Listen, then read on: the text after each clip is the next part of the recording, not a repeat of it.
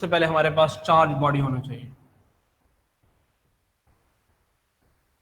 इसमें most probable जो है ना वो हम इलेक्ट्रॉन्स लेते हैं, अदरवाइज आप आयंस भी ले सकते हैं, कोई रिस्ट्रिक्शन नहीं है, आप आयंस ले लें। जैसे अल्फा पार्टिकल हम लेते हैं, अब अल्फा पार्टिकल हीलियम का न्यूक्लियस है, अच्छा खासा उसका मैस है, इलेक्ट्रॉन के मुकाबले में तो अच्छा खासा मैस है, तो एक मैसिव बॉडी भी आप ले सकते हैं, कोई भी ले लें। कंघी के ऊपर चार्ज है, कंघी को फेंक दें, वो भी चार्ज इन मोशन बन जाए। दूसरा पाथ, रोड होना चाहिए जहां से वो बॉडी मूव कर सके, रास्ता हो। अब नहर ही नहीं है, दरिया ही नहीं है, तो पानी कहां से जाएगा? तो पानी है, फिर रास्ता है, गाड़ी है तो रोड है। अब कहते नहीं रोड्स बनाओ, मोटरवे बनाओ, इसलिए ना, ताकि मोशन और इजी हो जाए और फास्ट हो, शॉर्टेड डिस्टेंस बन जाए। तो पाथ भी बहुत इंपॉर्टेंट होता है, दो पॉइंट्स के दरमियान पाथ, फिर एक बॉडी जिसने मूव करना है, फिर तीसरा, ये तीसरे नंबर पर आएगा, फिर उसमें पेट्रोल डाल के फोर्स प्रोड्यूस करना, एक्सटर्नल फोर्स होना। अब हमारे पास बॉडी भी है जिसने मूव करना है, हमारे पास रास्ता भी है जहां उसने जाना है, फिर उसके बाद तीसरी चीज आएगी, पहले तो बेसिक रिक्वायरमेंट्स है ना, ये बेसिक रिक्वायरमेंट्स, फिर तीसरी चीज होगी फोर्स, कि जो उसको फिर मूव कराए, क्योंकि फिर मैकेनिक्स शुरू होगी और फिर मैकेनिक्स में हमें फोर्स चाहिए, फिर ये चार्ज है ये मोशन में। तो अब हमारे पास जो पाथ है, जो मटेरियल पाथ प्रोवाइड करता है, उसको फिर हम कहते हैं ये हमारा कंडक्टर है, कंडक्टर। तो ऐसे मटेरियल्स जिनके पास फ्री इलेक्ट्रॉन्स हों, जिनके पास आयंस हों, जिनके पास चार्ज बॉडीज हों, और वो इन चार्ज बॉडीज को अलाउ भी करें पास आउट होने के लिए, मूव करने के लिए, उन मटेरियल्स को, उन मीडियम्स को, वो मीडिया जो है हमारे, वो हमारे क्या कहलाएंगे? वो हमारे कंडक्टर्स कहलाएंगे। जो पास आउट ना होने दे, ना उनके पास चार्ज बॉडी हो, ना पास आउट होने दे, वो हमारे कहलाएंगे इंसुलेटर्स। करंट इलेक्ट्रिसिटी में, इलेक्ट्रोडायनेमिक्स में हम उन्हें इंसुलेटर्स कहेंगे, डायरेक्ट्रिक्स नहीं, इंसुलेटर्स। तो इंसुलेटर्स वो होते हैं जो ना तो free charge carrier, free charge particle provide करते हैं, मूविंग बॉडी प्रोवाइड नहीं करते, ना ही रास्ता देते हैं। फिर उसके बाद हमारे पास है सेमीकंडक्टर्स। इलेक्ट्रिकली हमने जितने भी मीडियम्स हैं, जितने भी सॉलिड्स हैं, लिक्विड हैं या गैसेस हैं, हमने उनको किस तरह तीन हिस्सों में कैरेक्टराइज किया हुआ है।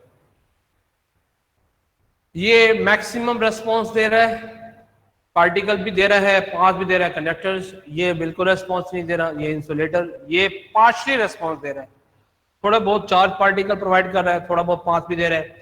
इसके मुकाबले में रेस्पॉन्स कम है, इसके मुकाबले में ज्यादा है, इंटरमीडिएट आ गया, इसलिए इसको सेमी या सेमी कंडक्टर्स कहते हैं। तो बच्चों ये हमारे पास, सबसे पहले तो हमारे पास ये एक कंडक्टर हमें लेना होगा। तो कंडक्टर हमें पाथ भी प्रोवाइड करेगा, चार्ज पार्टिकल भी प्रोवाइड करेगा। अब उसके बाद है फोर्स। तो फोर्स आपको पता है, चार्ज को मूव कराने के लिए जो फोर्स है वो कहां से आएगी? वो इलेक्ट्रिक फील्ड से आएगी, F is equal to QE। और इलेक्ट्रिक फील्ड ने कहां से आना है? इलेक्ट्रिक फील्ड ने आना है पोटेंशियल ग्रेडियंट से, V/D। तो फिर अब हम क्या करेंगे? तो फिर अब हम इसको एक पोटेंशियल डिफरेंस के साथ कनेक्ट करेंगे। तो उस कंडक्टर, जो भी हमारे पास एक कंडक्टर है, उसका एक खास एरिया ऑफ क्रॉस सेक्शन है।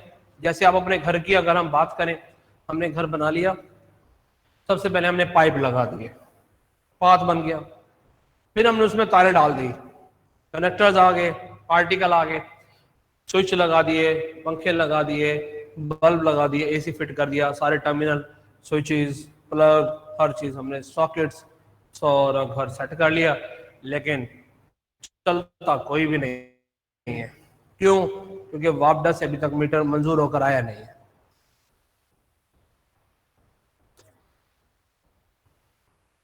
कंडक्टर भी है, फ्री पार्टिकल भी है, लेकिन अब सोर्स नहीं है। गाड़ी भी खड़ी है, रोड भी खुला है, खाली है, पेट्रोल खत्म हो गया, खड़े हैं अब। तो जब वापडा से हम मीटर ले लेंगे तो वापडा हमें क्या देगा? Potential difference. जैसे निया ने कहा अभी, अहमद हारून बैठा है, अहमद हारून यस सर। नमाज पढ़ी आज सुबह फजर की? जी सर। सच्ची बता भाई। यस सर, पूछ लें। हैं? हाँ जी, निया से पूछ लूं? पूछ लें। हजरत मोहम्मद सल्लल्लाहु अलैहि वसल्लम ने ना मुनाफिकीन की 3 निशानियां बताई हैं। जब भी बोलते हैं झूठ बोलते हैं, वादा करते हैं तो वादा खिलाफी करते हैं, और अमानत उनके पास रखें तो उसमें खयानत करते हैं। और मुनाफिकीन की जो सजा है वो बड़ी सख्त है, इसलिए आपने झूठ नहीं बोलना। दोबारा पूछ रहा हूँ, नमाज पढ़ी थी? Yes sir. जी। अच्छा आवाज चले, है? माशाल्लाह, बहुत अच्छी बात है। अब और अहमद हारून, आपने रात ईशा की नमाज भी पढ़ी थी? जी। अच्छा माशाल्लाह, वेरी गुड, बहुत अच्छा बच्चा है। अहमद अशरफ कहाँ है? अहमद अशरफ किधर है? रात ईशा की पढ़ी थी, सुबह फजर की नहीं पढ़ी? क्यों उठा नहीं? यार रात इनटेस्ट पढ़ाने आया मैं 6 बजे इधर, 7:30 तक इनटेस्ट पढ़ाया अकेडमी में, नमाज यहीं पढ़ी मगरिब की। उसके बाद जो साहब ने कहा यार एक काम चलते हैं, एक दोस्त को उठाया, चले गए। तकरीबन 11:15 बजे घर पहुंचा रात। तुमने पढ़ी थी? अल्हम्दुलिल्लाह सर। माशाल्लाह, 5 वक्त की पढ़ते हो? Yes sir. वेरी गुड बेटा, शाबाश।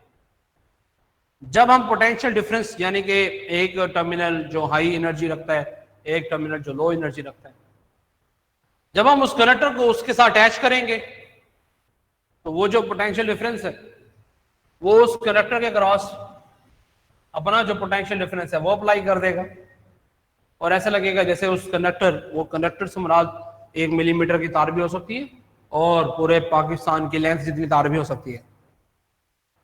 तो वो उस पूरे कंडक्टर का एक टर्मिनल यहाँ, एक एंड यहाँ, उस पूरे कंडक्टर के क्रॉस वो ऐसे लगेगा जैसे एक प्लेट इधर रख दी, एक इधर रख दी है। फिर उस पोटेंशियल इलेक्ट्रिक फील्ड अप्लाई हो जाएगी। फिर उस इलेक्ट्रिक फील्ड की वजह से एक फोर्स डेवलप होगी। फिर उसमें जो फ्री चार्ज पार्टिकल है उस कनेक्टर में, इस कनेक्टर से सॉलिड लिक्विड गैस सारी हो सकती है, उसमें जो फ्री पार्टिकल है, जाहिर बात है अगर मुझे किसी ने रस्सियों से बांधा हुआ है तो मुझे कोई आंधी चल रही हो, फूंक मार रहा हो, पंखा जा रहा हो, मैं हिल सकता हूं अपनी जगह से? नहीं हिल सकता। जब मैं फ्री होऊंगा, अब ये खाली पानी की जो बोतल है, अब ये अगर मैं टेबल पे रख दूं तो थोड़ी सी हवा चलेगी, गिर जाएगी। अगर ये भरी होती है ना गिरती, या मैंने इसको बांधा हुआ तो अभी खाली भी है, अगर मैंने इसे बांधा हुआ है तो फिर भी ना ये गिरेगी। तो जो फ्री पार्टिकल है यहां पे डिफरेंस आएगा लिक्विड सॉलिड गैस का, अभी फिलहाल मैं उसमें नहीं जाता।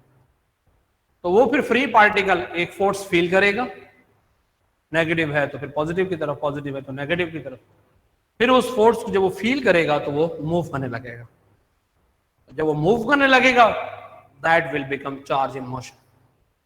और जब वो चार्ज मूव करेगा तो वो एक जगह से दूसरी जगह जाएगा, डिस्प्लेसमेंट ट्रेवल करेगा, डिस्प्लेस होगा। और हम यहां पर ठहरे हुए हैं, ये उस कनेक्टर का एरिया ऑफ क्रॉस सेक्शन है।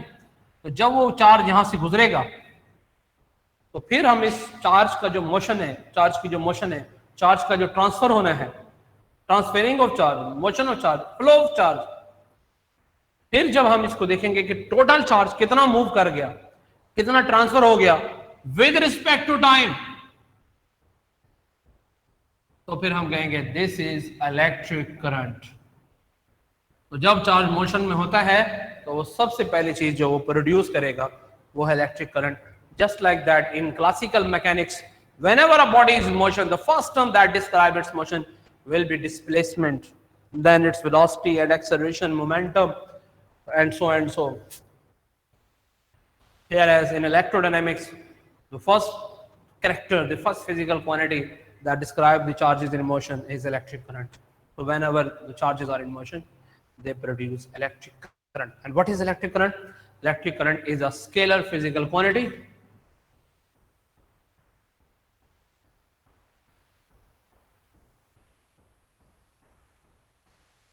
It is scalar physical quantity. It describes the transference of charge with respect to time. Whenever you are going to compare one thing with respect to another, and both are variables, then you will select one quantity as a unit. It means you are actually calculating the charge per unit time. Your current will describe you that how much charge is flowed down, is transferred, is crossed this area of cross section in 1 second per unit time. तो 1 second में कितना charge यहाँ से इस particular area of cross section से किसी भी conductor के particular area of cross section से 1 सेकंड में कितना चार्ज ट्रांसफर हो गया, this is current. So dear students, when you connect meter with your home terminals to the terminals of your home, whereas the main terminal is switched off, then voltmeter will show reading but ammeter shows zero current. क्या वजह है? Main switch off है. आपने वो जो potential difference है जो Whatman ने आपको दे दिया है उसको आपने अपने घर पे भी अप्लाई नहीं किया, तो वो आपके टर्मिनल्स पर मौजूद है. 220, 240 आजकल तो अल्हम्दुलिल्लाह मेरे घर में मतलब एक लाइन पर जो है ना वो कभी कभी कम हो जाता है, और दूसरी लाइन पर तो 300 तक भी चला जाता है potential difference. It is 300 volt, 280 volt, 290 volt. Okay, ammeter shows zero current. वजह क्या है? अप्लाई नहीं किया अभी, स्विच ऑफ है. स्विच ऑफ, चार्ज फ्लो नहीं कर रहा, मूव नहीं कर रहा. जब मैं मेन स्विच ऑन करता हूँ, एसी चल रहा है, एमीटर छोटा सा लगा हुआ है, शोज 10 एम्पेयर, मतलब कन्वेंशनल एसी 9-10 एम्पेयर पे चलती है. डीसी शायद कम चलता, तो हमारे घर में एसी के साथ एक एसी के साथ एमीटर लगा हुआ है ना, वो फिर बता रहा होता है. तो 9 ampere, 10 ampere, 9 ampere means 9 coulomb per second. In 1 second, 9 coulomb charge is being transferred through this wire across in which the ammeter is connected.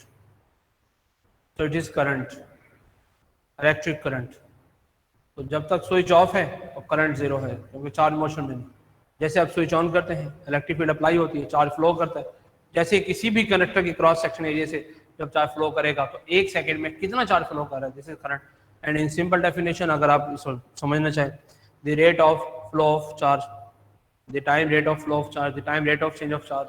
Change of charge ज़्यादा अच्छा नहीं है क्योंकि यहाँ पर कोई चेंज नहीं निकालनी हमने, तो आमतौर पर डेल्टा क्यू डेल्टा टी भी लिख देते हैं, क्यू ओवर टी भी लिख देते हैं वो, लेकिन उसे चेंज ना कहें ज़्यादा अच्छा, बस rate of flow of charge कह दें, rate of transference of charge कह दें. If delta Q be the amount of charge that is transfer that is flow through any cross section of the conductor in time delta T, then current will be delta Q over delta T. ये हमारे पास current आ गया. Scalar quantity की direction होती है, वजह इसकी ये है. आप कहेंगे जी देखें इलेक्ट्रॉन अंदर जा रहे हैं, पॉजिटिव अंदर जा रहे हैं, करंट की डायरेक्शन है. नहीं, ऐसा नहीं है. असल में करंट खुद अपनी डायरेक्शन नहीं रखता, कंडक्टर पे डिपेंड करता है.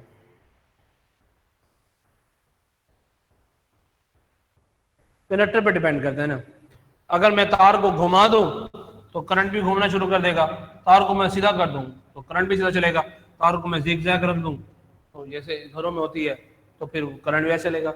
तो करंट तार के अंदर अपनी कोई इंडिपेंडेंट डायरेक्शन नहीं रखता, अपनी कोई इंडिपेंडेंट कोशिश नहीं करता. जैसे मिसाल के तौर बात करें कि एक बॉडी सर्कल में घूम रहा है, अब वो सर्कल में तो कभी नहीं घूम रहा था, आपको पता, मैंने बताया सर्कुलर में जबरदस्ती की मोशन है, because particle every instant of time जो है ना वो टेंजेंट अलोंग जाने की कोशिश करता है. तब हम वहां पर कहते हैं कि जो वेलोसिटी ऑफ टेंजेंट अलोंग है, क्योंकि वो जाने की कोशिश तो कर रहा है ना, चाहे वो जबरदस्ती सर्कल में घूम रहा है, जाने की कोशिश तो कर रहा है, लेकिन जो करंट है ये कभी कोशिश नहीं करता. तो तार बैंड हुई, इलेक्ट्रॉन भी बैंड हो गया. इलेक्ट्रॉन की वेलोसिटी वेक्टर है अंदर, लेकिन करंट जो है, ट्रांसफेरेंस ऑफ चार्ज जो है, वो अपनी कोई इस तरह की वर्थ नहीं दिखाता. कोई हमें कनेक्टर के अंदर इस तरह की चीज फील नहीं होती. जैसे भी मेरे सामने एसी है, अब इसकी तार पहले वहां पर मैं देख रहा हूँ, पहले बाहर ऐसे कर्व, फिर अंदर कर्व, फिर इस तरह, फिर ये नून नीचे, फिर ये ऐसे बाहर ऐसे जा रही है। तो अब इसमें करंट भी जो है वैसे ही जा रहा होगा। तो तार को बाहर हमें या किसी भी चीज को ऐसा महसूस नहीं होता जैसे करंट को तार में से निकलने की कोशिश कर रहा हूँ। तो इसलिए करंट स्केलर लिया जाता है। अक्सर बच्चे कहते हैं सर पॉजिटिव से नेगेटिव या नेगेटिव से पॉजिटिव। नहीं नहीं, ऐसा नहीं है, करंट स्केलर है। यूनिट इसका एम्पियर है, इसकी कोई डायरेक्शन नहीं है करंट की। एम्पियर की डेफिनेशन एक तो वही बेसिक डेफिनेशन आपने पढ़ी हुई पेज नंबर 265 फर्स्ट ईयर में, कि दो पैरेलल वायर्स हैं, 1 मीटर की उनकी सेपरेशन है, इन्फिनिट लेंथ है, नेग्लिजिबल क्रॉस सेक्शन एरिया है, दोनों में सेम करंट फ्लो कर रहा है। जब एक वायर दूसरे के ऊपर 2 × 10⁻⁻7 न्यूटन पर मीटर फोर्स लगाएगी तो फिर हम कहेंगे कि दोनों में जो है 1 एम्पियर करंट है। और एक ये भी इतनी मुश्किल डेफिनेशन तो नहीं है, आपको तो खैर याद भी होगी, आप तो अच्छे बच्चे, तो मैंने इसलिए पूछा नहीं आपसे, मुझे पता आपको याद होगी। तो बाकी जो सिंपल सी डेफिनेशन है वो भी आप कर सकते हैं, आमतौर पे टीचर गलत नहीं करते। When 1 coulomb charge pass through any cross section area, इसमें ये जरूरी बात देखा करें, through any cross section area of conductor. Basically देखे ना कि इलेक्ट्रॉन ने यहाँ से आना होता है, मतलब चार्ज ने यूं आना है, ये एरिया मैटर करता है। हमेशा कंडक्टर का एरिया ऑफ क्रॉस सेक्शन होता है ना, वो मैटर करता है जहाँ से इलेक्ट्रॉन ने अंदर एंटर होना है। तो इसलिए डेफिनेशन में जरूर लिखा करें, इफ 1 कूलम चार्ज एंटर्स या when 1 coulomb charge passes through any cross section area of a conductor, area mention नहीं है लेकिन फिक्स अमाउंट में मेंशन नहीं है, फिजिकली मेंशन करना पड़ता है। इन 1 second 1 coulomb charge pass through in 1 second, it is called 1 ampere. ये भी ठीक है। टाइप्स इसकी दो हैं, मैंने आपको बताया था, एक होता है डायरेक्ट करंट और एक होता है अल्टरनेटिंग करंट। ये है इसके फ्लो के लिहाज से और इसकी नेचर के लिहाज से हमारे पास दो करंट होते हैं टाइप्स इसकी, कन्वेंशनल करंट और इलेक्ट्रॉनिक करंट। इसकी नेचर के लिहाज से हम बात करें नेचर की, तो विद रिस्पेक्ट टू नेचर इसकी दो टाइप्स हैं, conventional, electronic, and with respect to flow जो है इसकी दो टाइप्स हैं, डायरेक्ट करंट, अल्टरनेटिंग करंट। तो वजह वही है, अलेक्जेंडर वोल्टा ने जब 1770 में बैटरी बनाई तो उसने एक डिस्क ली थी, प्लेट, मेटल प्लेट, उसको मैग्नेटिक फील्ड में घुमाया तो फिर उसके दो डिस्क के टर्मिनल्स के दरमियान जो है ना वो बल्ब लगा के उसने उसे ऑन कर दिया। तो पॉजिटिव, और ये 1770 की बात है, 1777 या 70s की ही बात है। इसी दौरान ही थॉमस एडिसन ने बल्ब भी बनाया हुआ था। तो और बेंजामिन फ्रैंकलिन का भी वो कंसेप्ट पॉजिटिव नेगेटिव का भी इन्हीं दौरान आया था। तो उसकी बेस पे वोल्टा ने कहा पॉजिटिव हाई नेगेटिव लो, तो हाई से लो की तरफ चार्ज आ रहा है तो करंट प्रोड्यूस हो गया और इस तरह ये बल्ब ऑन हो गया।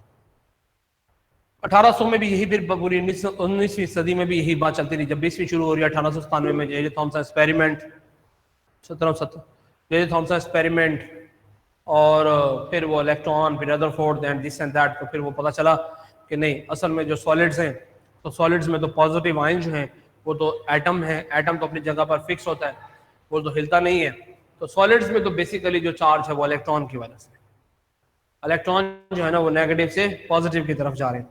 अभी इस दौरान आपको पता है ampere law, Michael Faraday, Joseph Henry, जो हमारी पूरी सेकेंड ईयर है, 1830, 40, 50, मैक्सवेल इक्वेशन 1864। तो ये जो सदी थी, इस सदी में करंट इलेक्ट्रिसिटी पर, मतलब इलेक्ट्रिसिटी एंड मैग्नेटिज्म पर बहुत काम हुआ।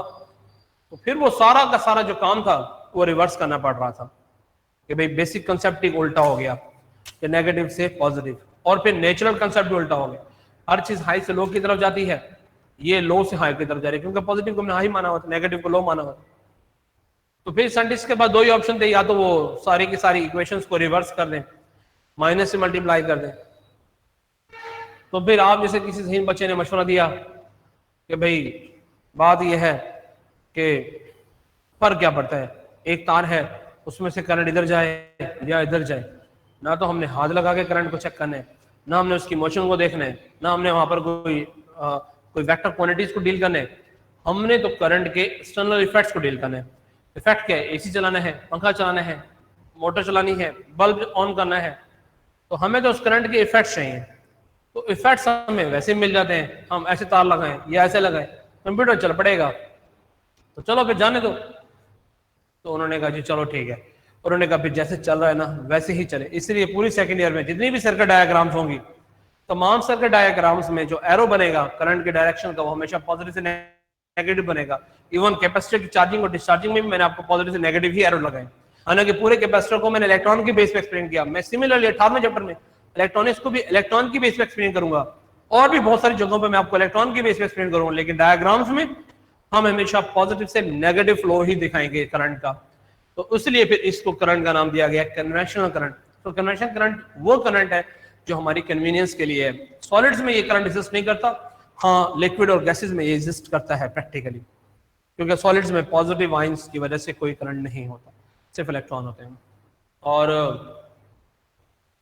क्योंकि ये हमारी कन्वीनियंस के लिए है, तो ये आप इसे कह सकते हैं वो करंट है जो पॉजिटिव चार्जेस की वजह से आप कह सकते हैं इस तरह, लेकिन एक्चुअली ये होता नहीं है।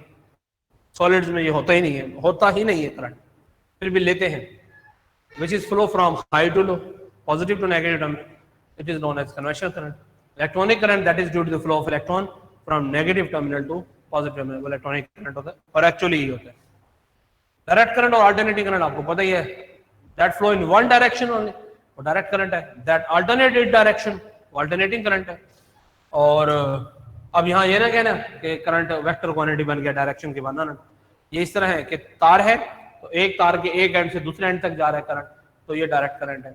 एक एंड से दूसरे एंड पे जाता है, फिर दूसरे से वापस पहले एंड पे आ जाता है, ये अल्टरनेटिंग है। लेकिन लिखने में ऐसे आता है that reverses it's polarity, that reverses its direction, इसका मतलब हरगिज़ ये नहीं है कि ये वेक्टर है। और हाँ, और है फ्री चार्ज कैरियर्स।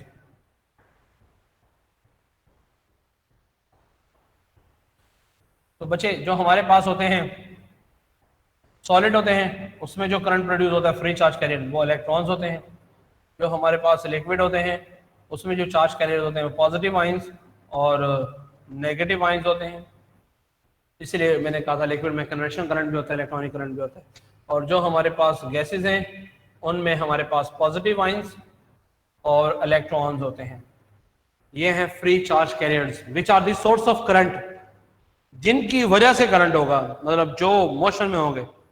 तो सॉलिड्स में इलेक्ट्रॉन्स करंट प्रोड्यूस करते हैं, लिक्विड्स में पॉजिटिव आयंस और नेगेटिव आयंस दोनों करंट प्रोड्यूस करते हैं, और गैसेस में जो है वो पॉजिटिव आयंस और इलेक्ट्रॉन्स जो होते हैं वो, जब आप जैसे आपने जे थॉमसन एक्सपेरिमेंट पढ़ा था, तो उसमें एनोड रेज और कैथोड रेज, तो अक्सर बच्चे ये कहते हैं कि जे थॉमसन ने ही प्रोटॉन डिस्कवर किया, कैथोड रेज नहीं। एनोड रेज बेसिकली प्रोटॉन नहीं है, एनोड रेज पॉजिटिव आयंस हैं जो एनोड से निकल के कैथोड की तरफ जा रहे थे, दैट आर नॉट प्रोटॉन्स, जो केमिस्ट्री वाले गोल्डस्टाइन या रदरफोर्ड की बातें करते हैं। प्रोटॉन को रदरफोर्ड ने डिस्कवर किया था 1919 में जाके, ये प्रोटॉन की डिस्कवरी नहीं है, ये उन्होंने एनोड रेज का, कैनाल रेज जिसको आपने नाम दिया जो भी आपने केमिस्ट्री में पढ़ा, दिस आर नॉट प्रोटॉन्स, क्योंकि उस पर पॉजिटिव चार्ज होता है। इसलिए बच्चे कहते हैं कि प्रोटॉन को उन्होंने डिस्कवर किया, नहीं, प्रोटॉन की डिस्कवरी यहाँ हुई नहीं है। उन्होंने तो ये कहा था कि इसके अपोजिट भी एक चार्ज का फ्लो है, तो उनको फिर उन्होंने एनोड रेज का नाम दिया।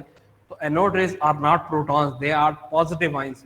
तो जो गैस है, गैसेस है, उसमें पॉजिटिव आयंस, क्योंकि वो आयोनाइज हो जाती हैं एटम, तो इलेक्ट्रॉन अलग, पॉजिटिव अलग, तो पॉजिटिव आयंस की वजह से भी करंट होता है, इलेक्ट्रॉन की वजह से भी होता है। लिक्विड में हमेशा इलेक्ट्रोलिसिस वाला phenomena, positive ion negative ion दोनों होते हैं, वहां पर इलेक्ट्रॉन ही होते हैं, बॉन्ड ब्रेक होते हैं। और जो गैसेज हैं, सॉलिड्स हैं, उसमें सिर्फ इलेक्ट्रॉन मूव करते हैं, पॉजिटिव आयन मूव नहीं करते। This is all about basic concept of current, basic introduction of current electricity. आप इसे पढ़िएगा, कुछ बातें और भी हैं। अगर दोनों आयन मूव कर रहे हो तो टोटल करंट कैसे निकालेंगे, ये मुझे अगर भूल भी जाए कल तो मुझे याद दिलाना। और ड्रिफ्ट वेलोसिटी, ये दो पॉइंट रह गए हैं जो पहले और दूसरे पेज पर है, ये मैं कल डिस्कस करूंगा। जी बच्चे,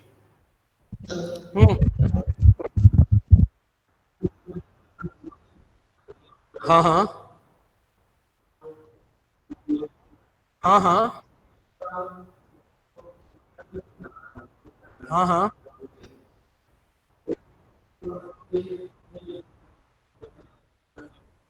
जो जो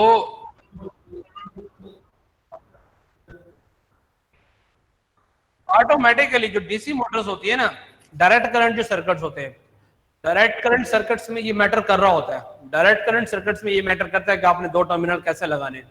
जब आप यूपीएस को बैटरी के साथ कनेक्ट करते हैं ना, तो उसमें रेड और ब्लैक वायर को आपने पॉजिटिव नेगेटिव का ख्याल करके लगाना होता है, वरना वो डिस्टर्ब हो जाता है। तो यही बात यहाँ पर है अब डीसी मोटर में जब करंट एक डायरेक्शन में जाएगा उससे जो टार्क पैदा होगा वो क्लॉकवाइज है। जब हमने टर्मिनल रिवर्स कर दिया, जो करंट की डायरेक्शन रिवर्स होगी, जो टार्क पैदा होगा वो भी रिवर्स हो गया, इसलिए वो एक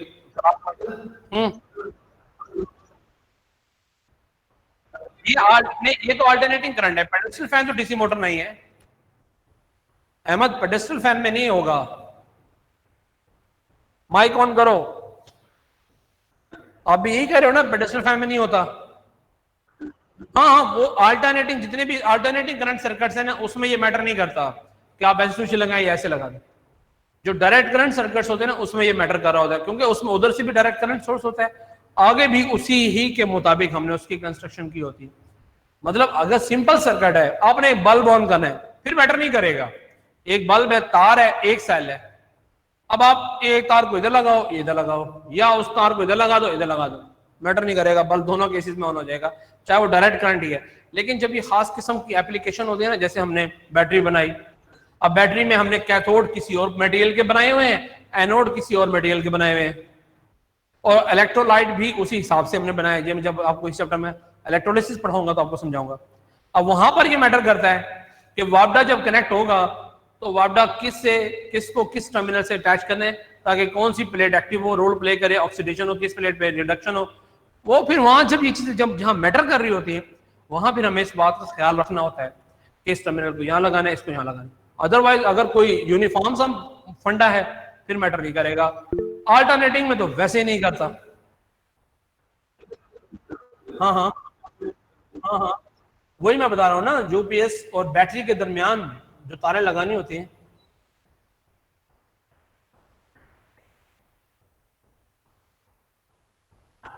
सर बच्चे वाली गाड़ी में एक ही रिमोट से गाड़ी आगे भी जाती है और पीछे भी जाती है।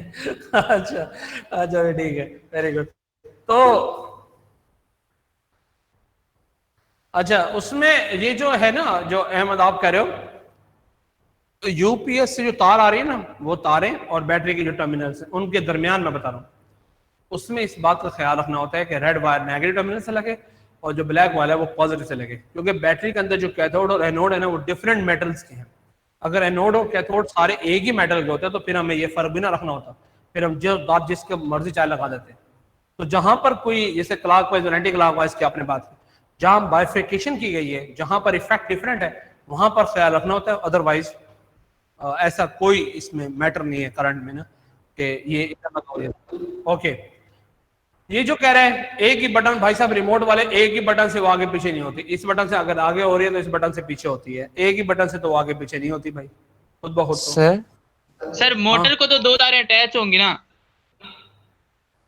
रिमोट कंट्रोल है, रेडियो वेव्स की मदद से कंट्रोल किया जा रहा है, सिग्नल की मदद से, या अगर उसको तार भी लगाई गई है तो ठीक है, वो फिर सारी बात आपने उसको वही बात होगी ना, जैसे इसने कहा था एंटी क्लॉकवाइज, तो पहले ये टार्क पैदा हो रहा है, गाड़ी आगे जा रही है, फिर ये टार्क पैदा हो रहा है, गाड़ी पीछे आ रही है। हाँ भाई, और कोई? मतलब क्या जहां से आप मैसेज लिखो, मैं भी आगे देखता हूँ, मैसेज लिखो, मैं भी आगे